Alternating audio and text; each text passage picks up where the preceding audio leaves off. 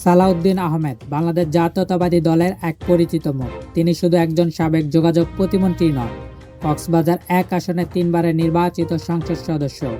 ১৯৯৬ সালে সরকারি চাকরি ছেড়ে সক্রিয় রাজনীতিতে আসেন তিনি। এরপর ষষ্ঠ, সপ্তম ও অষ্টম জাতীয় সংসদ নির্বাচনে কক্সবাজার ১ আসন থেকে টানা ৩ বার নির্বাচিত হয়ে রেকর্ড গড়েন। ২০০১ সালে বিএনপি সরকার গঠন করলে তিনি যোগাযোগ প্রতিমন্ত্রীর দায়িত্ব পান। তিনি স্বাধীনতা উত্তর কক্সবাজার থেকে প্রথম মন্ত্রী।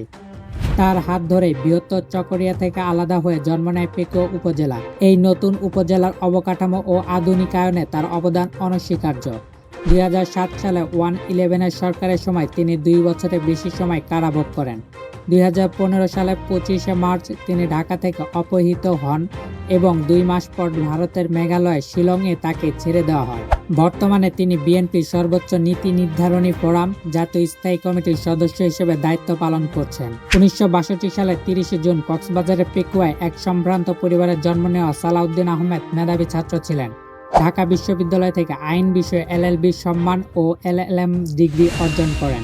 এমনকি বিসিএস প্রশাসন ক্যাডারও উত্তীর্ণ হয়েছিলেন। ছাত্রদল থেকে শুরু করে জাতীয় রাজনীতির শীর্ষ পর্যায় পর্যন্ত সালাউদ্দিন আহমেদের বর্ণাঢ্য রাজনৈতিক জীবন নিঃসন্দেহে অনুপ্রেরণাদায়ক। তার জীবন একদিকে যেমন অর্জনের গল্প বলে, অন্যদিকে প্রতিকূলতার বিরুদ্ধে লড়াইও তিনি এক প্রতিচ্ছবি। এরকম আরও তথ্য পেতে আমাদের চ্যানেলটি সাবস্ক্রাইব করে আমাদের পাশেই থাকুন।